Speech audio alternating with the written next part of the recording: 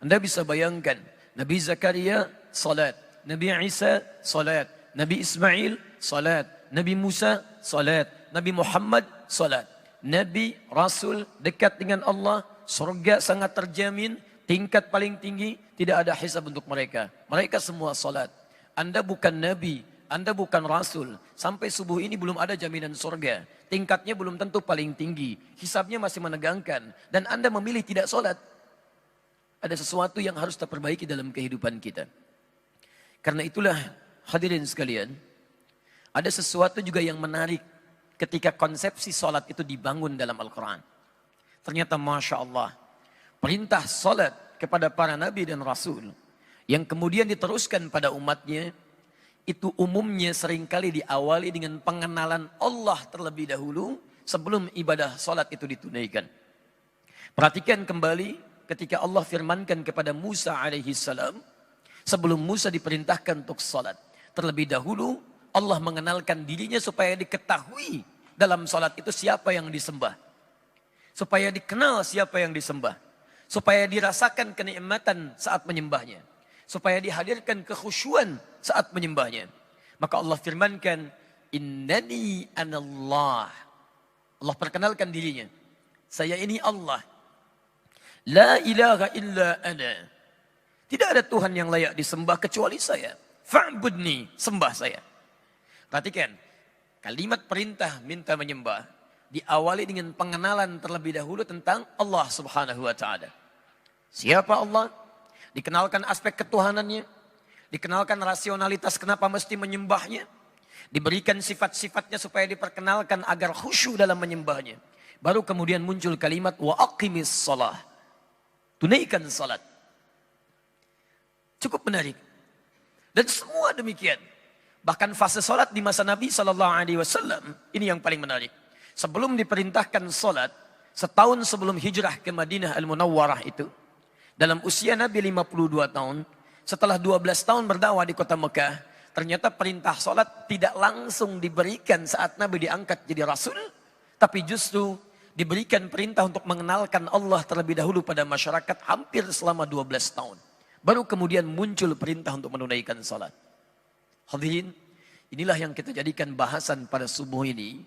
Mengapa kemudian Allah perkenalkan terlebih dahulu tentang konsepsi ketuhanan, konsepsi penyembahan sebelum turun perintah untuk menyembahnya.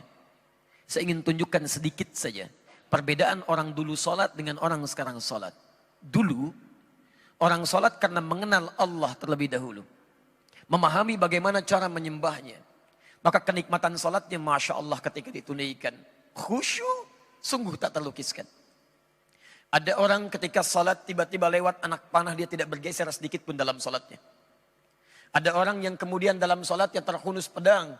Dan dia Masya Allah masih meneruskan salatnya. Ada orang ketika dalam salatnya terkena duri.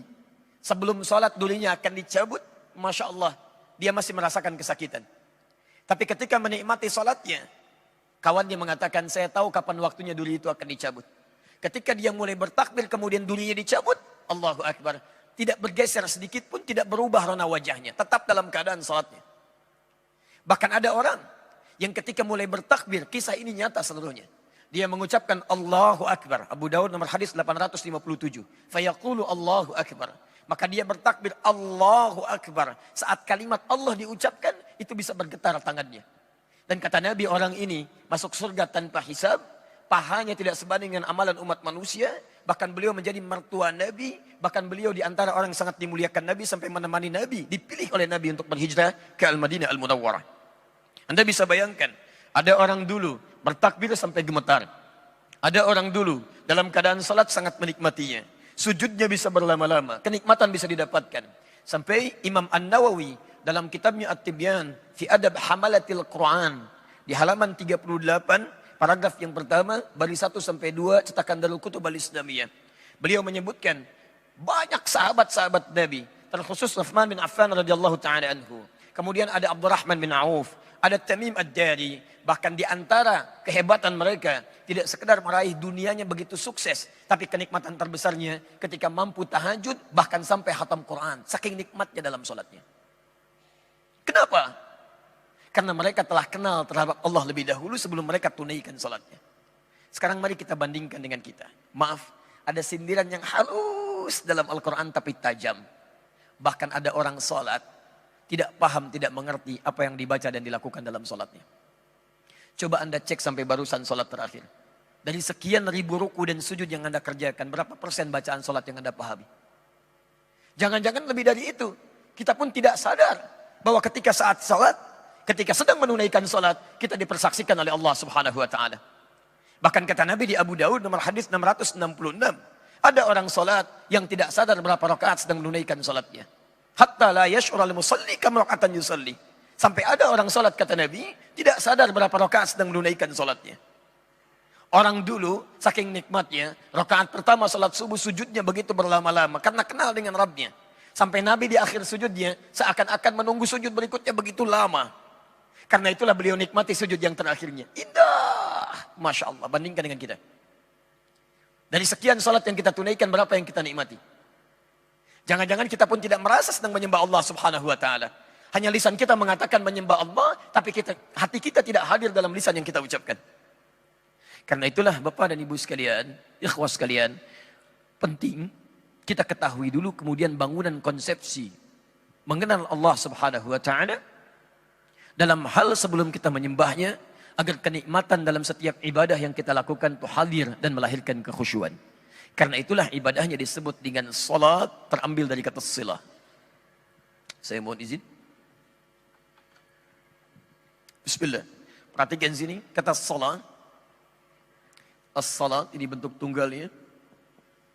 Seakar dengan kata silah. Kata dasarnya dari kata wasala yasilu silatan, kemudian jadi salat. Wasala yasilu silah. Sesuatu yang sampai atau terhubung dengan erat. Hubungan yang erat yang sulit untuk dipisahkan. Silah.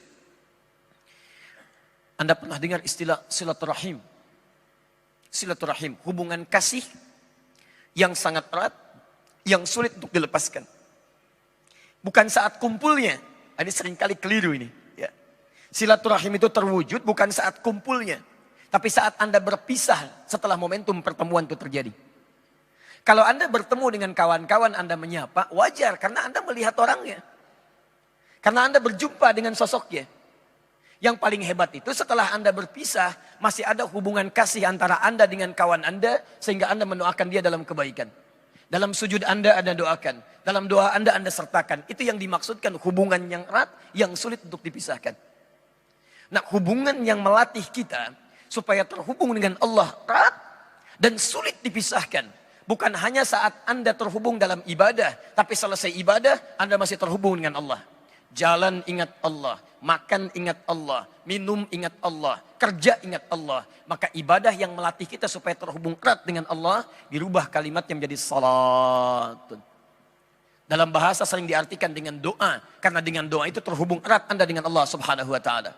Karena itulah setiap aktivitas kita seringkali dibuka dengan doa. Tunjukkan pada saya, mohon maaf ya, tunjukkan pada saya. Di kepercayaan mana yang dianggap sebagai agama yang setiap aktivitasnya melekat dengan doa. Coba lihat, kita bangun tidur ada doanya. Anda cuci tangan ada doanya. Anda makan ada doanya. Anda melepas pakaian ada doanya. Pakai pakaian ada doanya. Urusan ke toilet pun ada doanya. Bahkan langkahnya diatur. Masuk kiri, keluar kanan. Masuk masjid pun ada doanya. Langkahnya diatur. Masuk kanan, keluar kiri. Tunjukkan. Dan doa itu bukan sekedar kalimat yang diucapkan. Tapi itu bangunan kita. Konsepsi kita antara kita dengan Allah supaya ada ikatan. Bahkan kata Nabi, lihat kalimatnya. Saat Anda tidak tahu doanya pun, cukup ucapkan kalimat Allah. Kullu amrin dhibalin la yubda'u fihi bismillahirrahmanirrahim fahuwa abtar. Setiap perbuatan baik yang tidak diiringi kalimat Allah di dalamnya. Bismillahirrahmanirrahim. Paling singkat bismillah, abtar. Terputus hubungan dia dengan Allah. Gak ada nilai pahala.